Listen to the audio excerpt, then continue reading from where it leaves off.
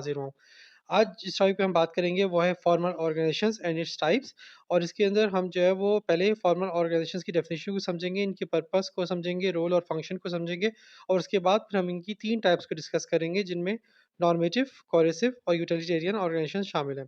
और इसके अंदर हम ये तमाम तीनों टाइप्स के ऊपर जो है वो हम ब्रीफली बात करेंगे, इनकी डेफिनेशंस को समझेंगे और इसके बाद इनके एग्जांपल्स के ऊपर भी बात करेंगे। तो आइए अपना लेक्चर स्टार्ट करते हैं। अगर आपको मेरी वीडियोस अच्छी लगती हैं, मेरे लेक्चर अच्छे लगते हों, तो प्लीज़ मेरा चैनल सब्सक्राइब कर लीजिए, बेल आइकन को प्रेस कर लीजिए ताकि आपके पास मेरी वीडियोस आती रहें। तो आइए स्टार्ट करते हैं अपना आज का लेक्चर। तो अब हम बात करने वाले हैं फॉर्मल ऑर्गेनाइजेशंस के ऊपर। बेसिकली फॉर्मल ऑर्गेनाइजेशंस क्या होती हैं?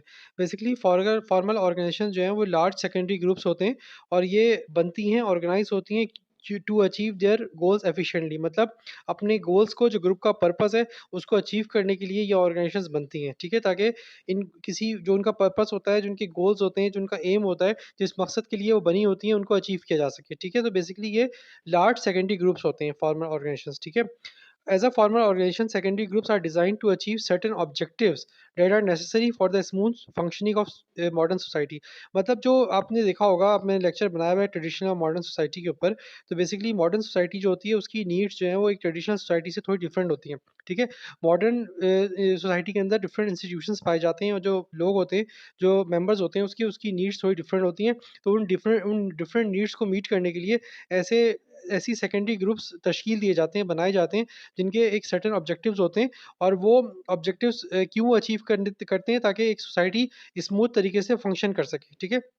जैसे हम एग्जांपल में समझेंगे तो आपको समझ में आ जाएगा कि ये सेकेंडरी ग्रुप्स जो होते हैं, इनका पर्पस क्या होता है और ये क्यों बनाए जाते हैं और इनकी जो है वो, अभी आप ये समझ लीजिए कि ये सेकेंडरी ग्रुप्स इसलिए बनाए जाते हैं कि मॉडर्न सोसाइटी की नीड्स को फुलफिल किया जा सके और मॉडर्न सोसाइटी जो है स्मूथली फंक्शन कर सके, सही है? इसीलिए जो है वो इनके ऑब्जेक्टिव्स तश्कील दिए दिए जाते हैं इन फॉर्मल ऑर्गेनाइजेशंस के, ठीक है? Basically human societies in a modern society have certain needs that are to be fulfilled through organised system. ये हम पहले बात कर चुके हैं इसके ऊपर कि जो मॉडर्न सोसाइटी होती है उसकी एक पर्टिकुलर नीड्स होती हैं, उसकी ज़रूरियात होती हैं, जिसको फुलफ़िल करना ज़रूरी होता है ऑर्गेनाइज़ सिस्टम के थ्रू, ठीक है? अगर सिस्टम ऑर्गेनाइज़ नहीं होगा, सेकेंडरी ग्रुप्स ऑर्गेनाइज़ नहीं होंगे, तो वो नीड्स सही तरीके से फुलफ़िल नहीं हो सकती, ठीक है?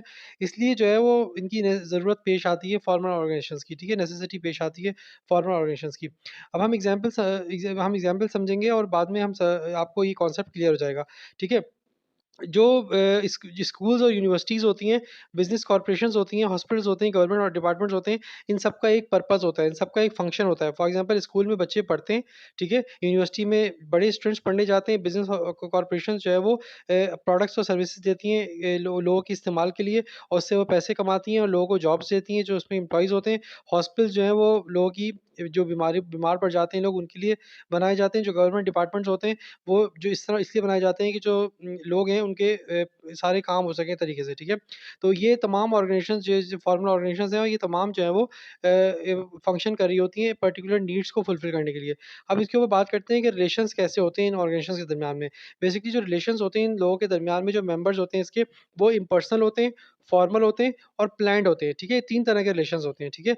मतलब ये कोई इनफॉर्मल रिलेशन नहीं होते, जैसे प्राइमरी ग्रुप्स के अंदर होते हैं, या पर्सनल भी नहीं होते, कोई ज़्यादा इमोशनल अटैचमेंट भी नहीं होती, और बहुत ही प्लान्ड होते हैं, ठीक है? बहुत ही डॉक्यूमेंटेड होते हैं। मतलब उनको, फॉर एग्ज़ाम्पल कोई हॉस्पिटल के अंदर जाएगा पेशेंट, तो ये हॉस्पिटल्स के तरीक़ेकार के अंदर होगा कि उसमें एसओपीज़ में होगा कि पेशेंट को किस तरह से डील किया जाएगा, किस तरह से बात की जाएगी उसके साथ। या कोई यूनिवर्सिटी है तो यूनिवर्सिटी का पूरा आपको प्रोस्पेक्टस जब मिलता है, उसके अंदर आपके पूरे जो उनके तरीक़ेकार होता है, रूल्स एंड रेगुलेशंस होते हैं, वो सब डिस्कस होते हैं, ठीक है? एक जिस तरह एक बिज़नेस ऑर्गेनाइज़ेशन है, कोई बिज़नेस के जो पूरे जो रूल्स एंड रेगुलेशंस होते हैं, बिज़नेस किस तरह से ऑपरेट कर रहा है, उसके एसओपीज़ हैं, वो भी एम्प्लॉइज़ को ओरिएंटेशन में बता दिए जाते हैं कि ये आपने ये काम करना है, ये काम नहीं करना। आपको रूल्स एंड रेगुलेशन फ़ॉलो हो रहे होते हैं, ठीक है? इस तरह से तमाम जो रिलेशंस होते हैं, वो भी फॉर एग्ज़ाम्पल एम्प्लॉइज़ हैं कंपनी के, तो वो जो सारे तो फ्रेंड्स नहीं हो सकते ना, कुछ फ्रेंड्स हो सकते हैं, लेकिन अक्सर लोग जो ऑफ़िस में हैं, वो एक फ़ॉर्मल तरीके से बिहेव करते हैं, ठीक है?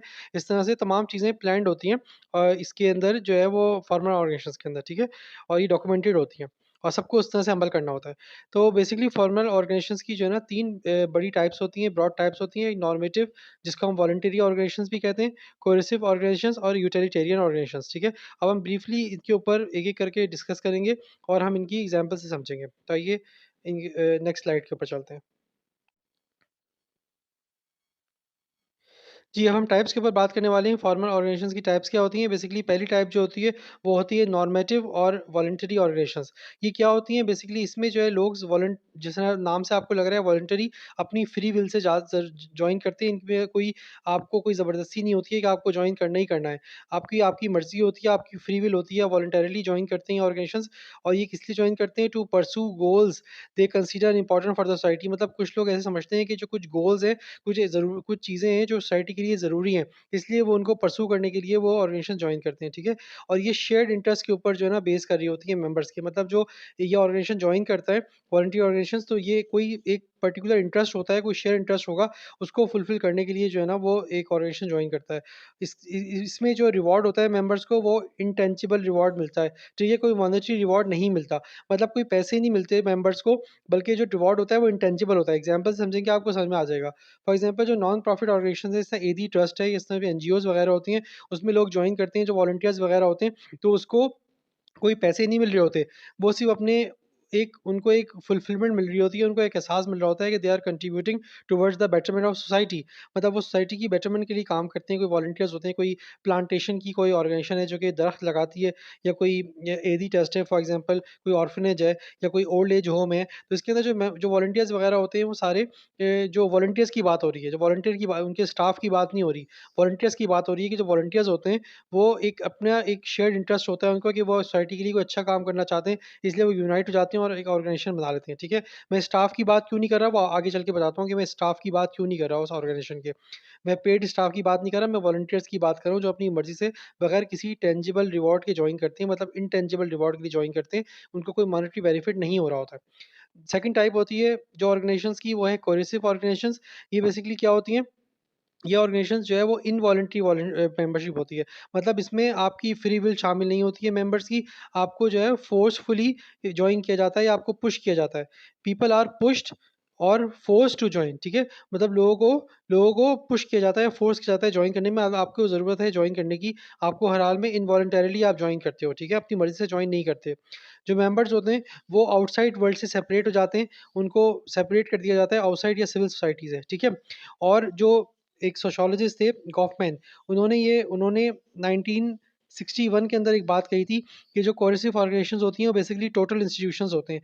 टोटल इंस्टीट्यूशंस क्या होते हैं? टोटल इंस्टीट्यूशंस जो है वो ऐसे एक कंट्रोल लाइफ़स्टाइल प्रोवाइड करते हैं वहाँ के रहने वालों को, और उन टोटल इंस्टीट्यूशंस के अंदर जो है वो क्या हो रही होती है, वो री-सोशलाइज़ेशन हो रही होती है, ठीक है? मतलब लोग अलग तरीके का लाइफ़स्टाइल जो है वो एक कंट्रोल तरीके से लाइफ़स्टाइल में रखा जाता है उन इनमेट्स को, उन लोगों को, और उनको एक नई तरीके से सोशलाइज़ेशन एक लर्निंग दी जा रही होती है, उनका पर्सनैलिटी डेवलप की जा रही होती है नए तरीके से। किसमें? टोटल इंस्टीट्यूशंस में, ठीक है? तो ये गॉफमैन ने ये बात कही थी, ठीक है?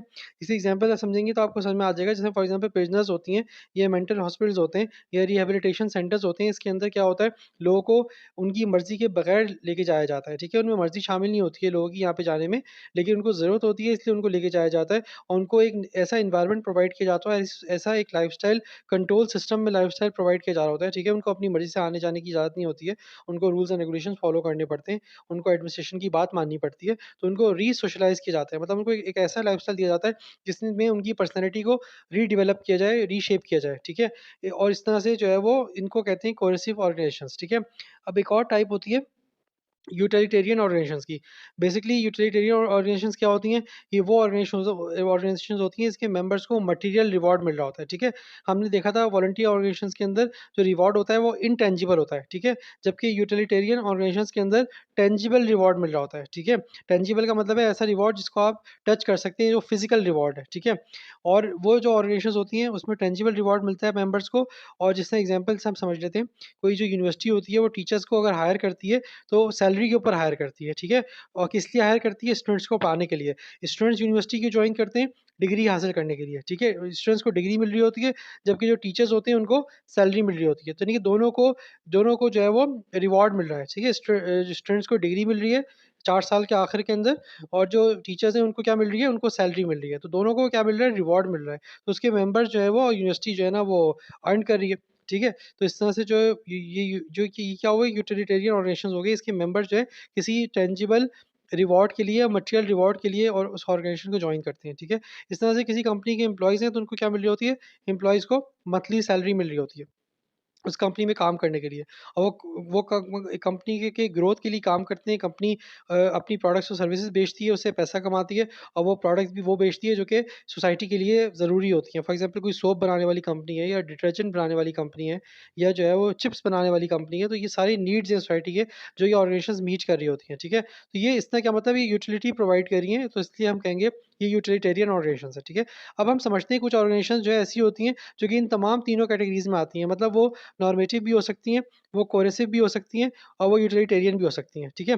तो ये किस तरह की ऑर्गेनाइजेशंस होती हैं? बेसिकली कोई साइकियाट्रिक हॉस्पिटल्स हैं, ठीक है? कोई मेंटल हॉस्पिटल्स हैं, उसके अंदर जो वॉलंटियर जो पेशेंट जॉइन कर रहे हैं उस हॉस्पिटल को, वो उनके लिए क्या है ये? उनके लिए कोरेसिव ऑर्गेनाइजेशंस हैं, ठीक है? अगर वो कोई जो मेडिकल स्टाफ है जिनको पैसे मिल रहे हैं, तो उनके लिए क्या है वो? उनके लिए यूटिलिटेरियन ऑर्गेनाइजेशंस है, ठीक है? और इसके अलावा जो वॉलंटियर्स हैं, जो हॉस्पिटल के वॉलंटियर्स हैं, उनके लिए वो क्या है? नॉर्मेटिव ऑर्गेनाइजेशंस है, ठीक है? इस तरह से मैंने आपको बात की थी यहाँ पे कि जो नॉन प्रॉफिट ऑर्गेनाइजेशंस होती हैं, जैसा एदी ट्रस्ट है या बाकी नॉन प्रॉफिट है जो एनजीओज़ हैं, उनके अंदर जो वॉलंटियर्स हैं, उनके लिए तो वो वॉलंटरी ऑर्गेनाइजेशन है, लेकिन जो कि उनका स्टाफ है उस और क्योंकि ऑर्गेनाइजेशन का जो एनजीओ है, उसका पेड स्टाफ भी होता है, इसको पैसे मिल रहे होते हैं, सैलरी मिल रही होती है, सारे तो वॉलंटियर्स नहीं होते। तो जो पेड स्टाफ है उनके लिए क्या है वो? उनके लिए यूटिलिटेरियन ऑर्गेनाइजेशन है, ठीक है? जो एनजीओ है। लेकिन जो वॉलंटियर्स है उनके लिए क्या है वो? नॉर्मेटिव ऑर्गेनाइजेशन है। इस तरह से कोई ऑर्गेनाइजेशन जो है वो इन डिफरेंट कैटेगरीज़ में एक साथ फॉल कर सकती है। तो ये मेरा लेक्चर था फॉर्मल ऑर्गेनाइजेशंस और उसकी टाइप्स के बारे में। मुझे उम्मीद है आपको पसंद आया होगा। कोई सवाल है कमेंट में कर सकते हैं। अपना बहुत सारा ख्याल रखिएगा, मुझे दुआ में याद रखिएगा। अल्लाह हाफ़िज़।